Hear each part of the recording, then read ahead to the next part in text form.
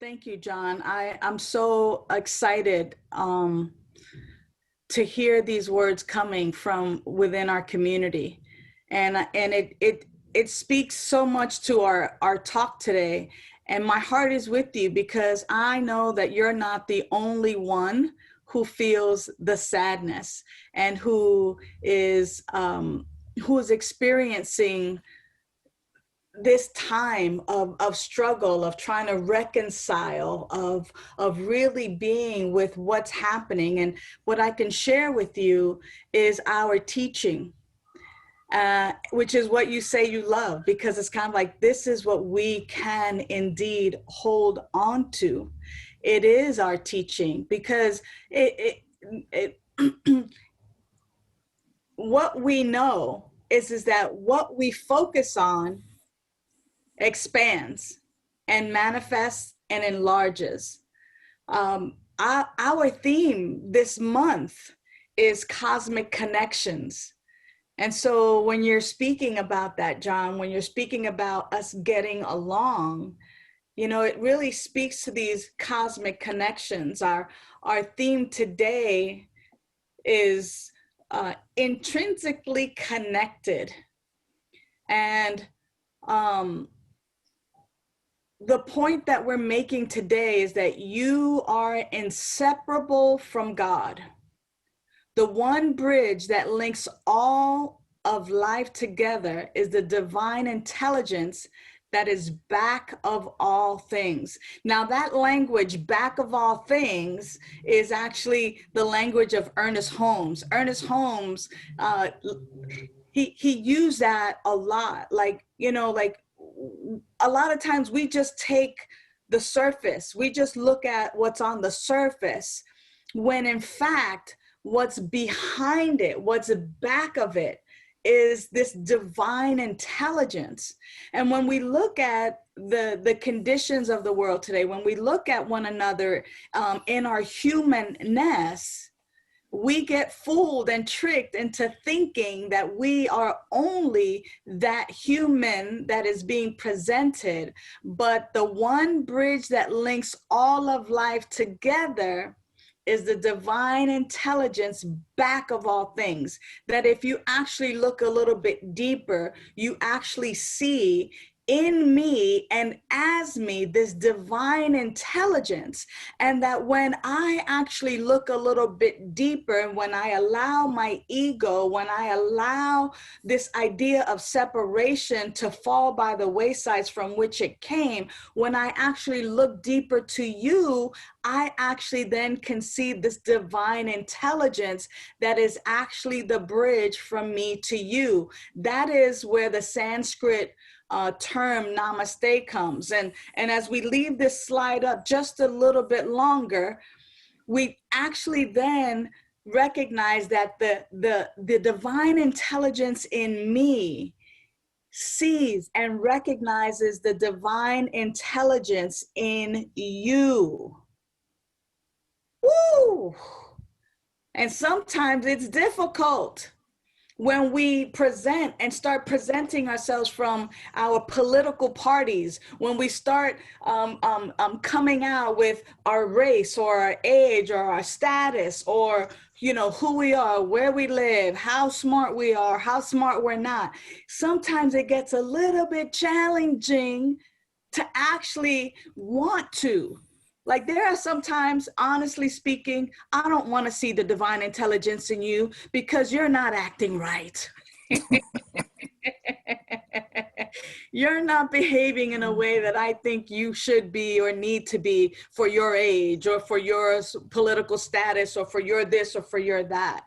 And wow, that's the opportunity where it's just like, woo, here's where I get to do my work, right? Like, here's where I get to go, wait, but behind that, back of that, is this divine intelligence. With this,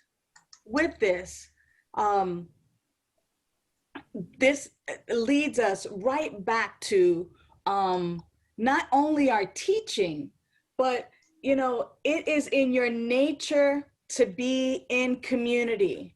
That's why we come together. That's why this whole isolation and this whole shelter in place has been so difficult, because it is in our nature to be in community, to be together, to have this sharing. It is in our nature to feel connected and to establish a sense of belonging. You know, that's why families are so important. You know, finding love in our life, or friendship, companionship, being part of teams. That sense of belonging. I belong. I belong. And it is when we begin to believe something outside of I belong. It is when society or people or circumstances try to dictate to us or tell us or demonstrate to us that we don't belong. It is then where our hearts are hurting. When we can't come together on Sunday mornings in our sanctuary, it's when we feel like, wow, you know, do I really belong?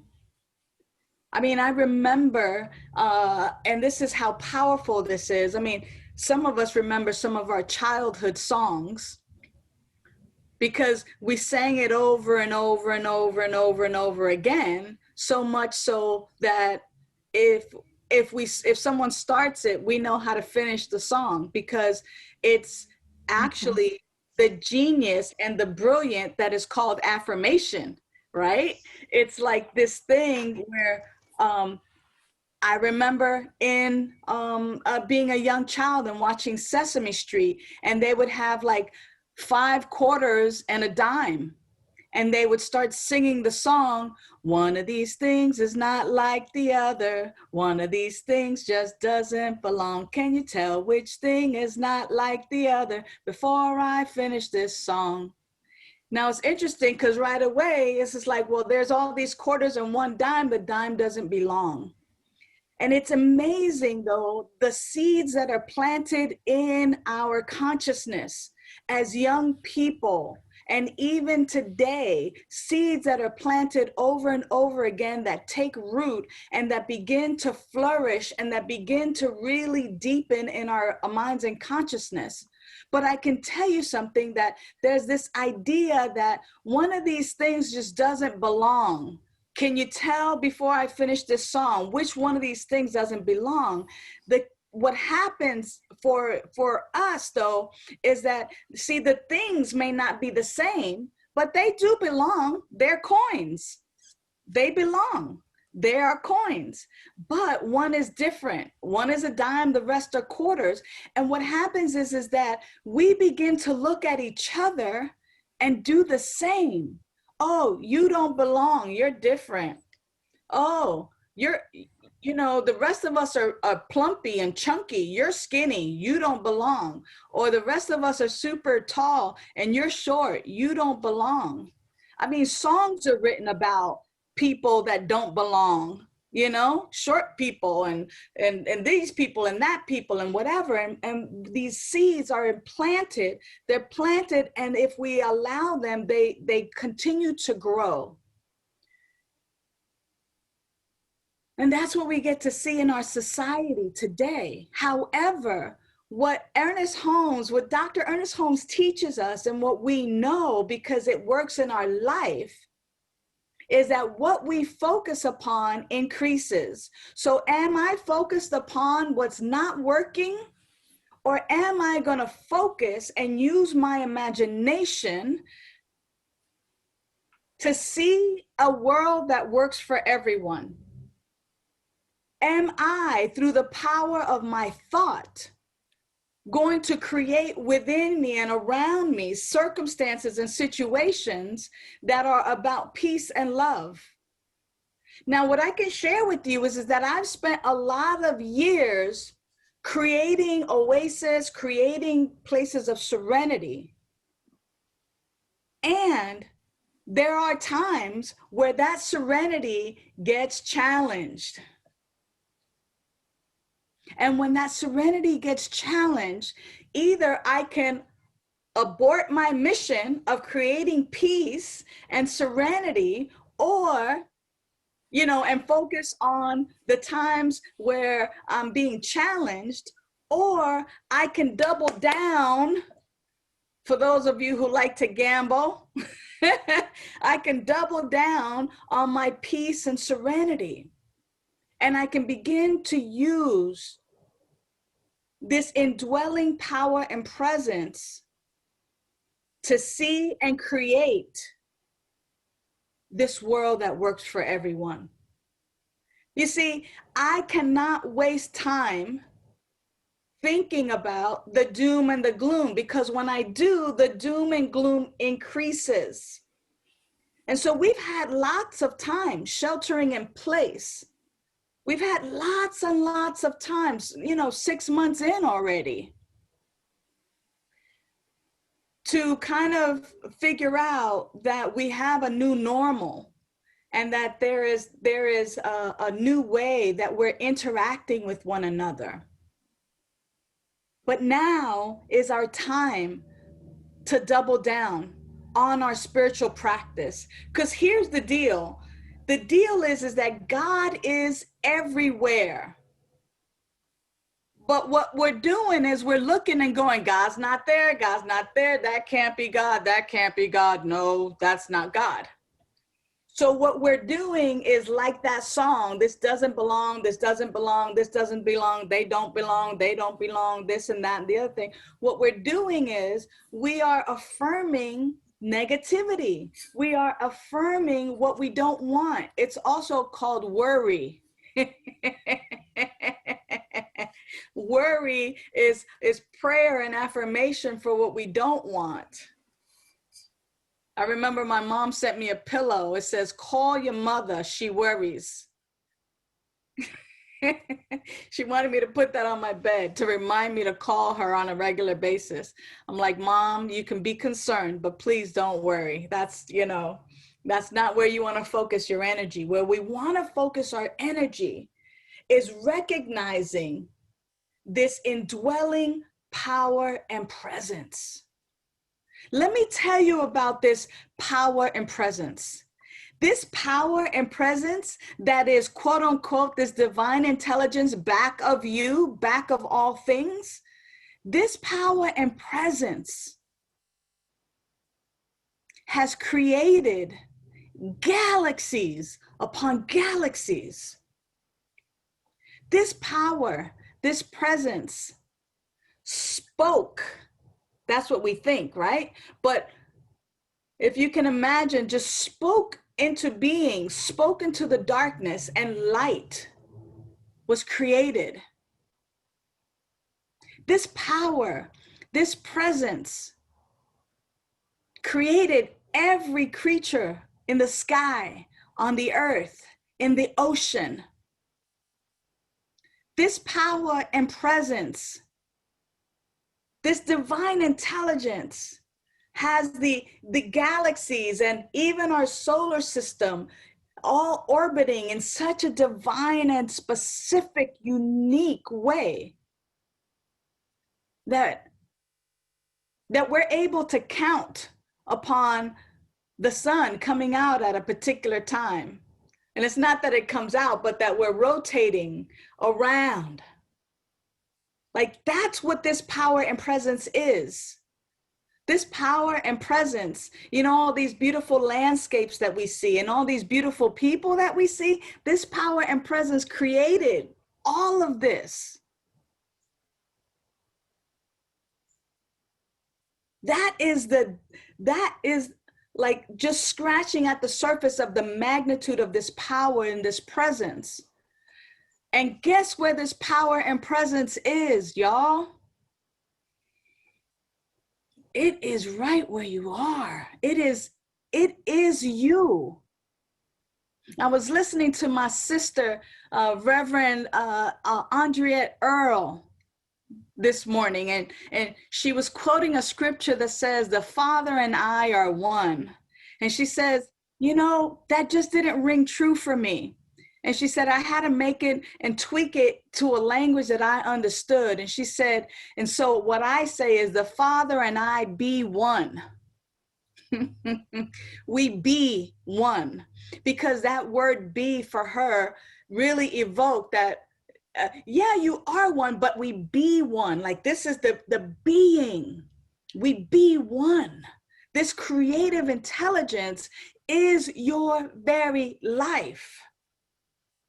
And to the degree in which you allow it to flow, it is like opening up a faucet. You know, sometimes when we open a faucet and we just want a trickle of water, we just open it a little bit. And that water flows, drip, drip, drip, drip, drip. But when we're ready and we turn up that faucet and it's coming full force, it is there where we can feel the power and the magnitude of what's coming through. And it is the same for us. You see, within you is this power and this presence, this greatness. But are you letting it trickle out? Open the faucet, y'all. Open the faucet. Know that this power and this presence is your very life. And begin to use your imagination, your creativity, your power to actually continue to create the peace and the love and the joy and the harmony. We need to stop focusing on what's not happening and focus on what we want to happen and what is happening in the direction in which we want. You know, I'm amazed at these quote unquote campaigns. Sometimes when I'm, you know, just turning on the TV for a minute and they're talking about this person did this and did that and da da da, but this person is not good for the position. And it's like a whole 30 seconds of who not to vote for. It's just like they spent a lot of money to tell me who not to vote for, but they didn't tell me who they wanted me to vote for. So it's just kind of like, what? And it's the same with us. Like, how brilliant is that? Not at all. Why would we spend all this time, money, and energy on what we don't want? It is now time, beloveds, that we, each of us, begin to spend. You're sheltering in place. How many of those hours are you in meditation? How many of those hours and minutes are you doing your affirmation? How many hours and minutes are you having some spiritual food and education, or listening to some earlier talks of mine or Reverend Kevin or Reverend Judy, or even, I mean, there's centers throughout the world. I mean, we could easily go on anybody's website and watch a past talk and really become inspired and recognize the truth and know the truth for ourselves. What if, if you want to ask the question, what if, then use what if up again. I think I said that last week.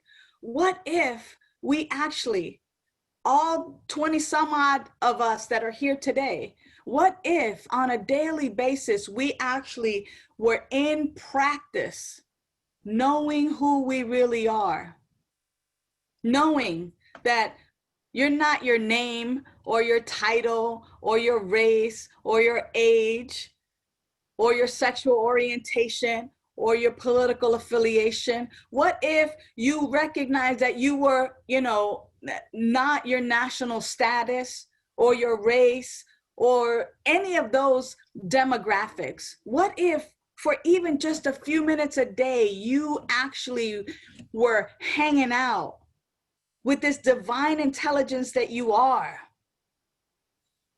What would happen not only in your life? I mean, I dare you, I double dare you to spend a few minutes every day just knowing this indwelling presence in, through, and as your life. Because as you begin to know that for yourself and actually hang out there and become steeped in that truth and in that knowing, then it makes it easy for there to be this bridge, for me to recognize that, oh, that person, this individual, those people are the unique and unrepeatable way that God shows up in human form. Yeah, them. Them. Yes. And that same indwelling presence that is in me is that same exact indwelling presence in the quote unquote them. And that when I actually begin to look back of the politics, the gender, the race, the age, the this, the that, all the barriers, when I look past the barriers, there is God. There is God. And so this connectedness can only come when I know who I am. This connectedness can only come when you know who you are. And one of the great teachers that has walked the planet has been named Jesus the Christ, the enlightened one. And he said, yea, though I be lifted up, I shall draw all unto me, which metaphysically really speaks to, I am the light of the world. And if I allow my light to shine so brightly, other people might take a look and go, hey, where's my light? Oh, let my light shine brightly. Let me know about this truth, this power, this presence within me. So beloveds, this is the day.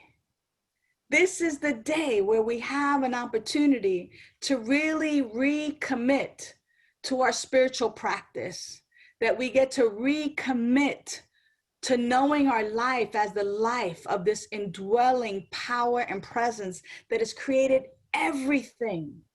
That's power. That's power. And when I am connected, when I know that I be with that power, then I'm powerful. And my words have power. So then I speak a little bit differently. I walk a little bit differently. And I recognize the power in you. So when you embrace who you are, then it's easy to make the connection to embrace others as they are. We got to step up our game, y'all. This is, if the world depended upon us to be on our spiritual game and our spiritual practice, then now is the time. Now is the time. Let's take a moment to just move into a moment of prayer and dedication. How grateful I am in this moment for the words spoken, the words that have come through me, the words that were specifically for this community, this day, those hearing it. Grateful right now that there's one power, one presence, one life, that it is God, that it is known by many names. So whatever name we call it, presence, divine intelligence, it is still the one. It has created everything out of itself. Therefore, my life is one with this power and presence. And anything else that I call myself is simply just a human term. But what I know is that I'm one with this power and presence, that I be the unique and unrepeatable way this power and presence shows up in human form. That is who I be. And as I know that this is who I be and who I am, I know that this is the very same truth for each and every one. And so I simply speak a word of blessings and of thanksgiving in this moment, blessing us as we now rededicate ourselves to our spiritual practice, knowing and recognizing that we are indeed one and that we are always connected and that separation is an illusion. We are indeed one. So giving thanks for this, I simply let it be. It is so, and so it is.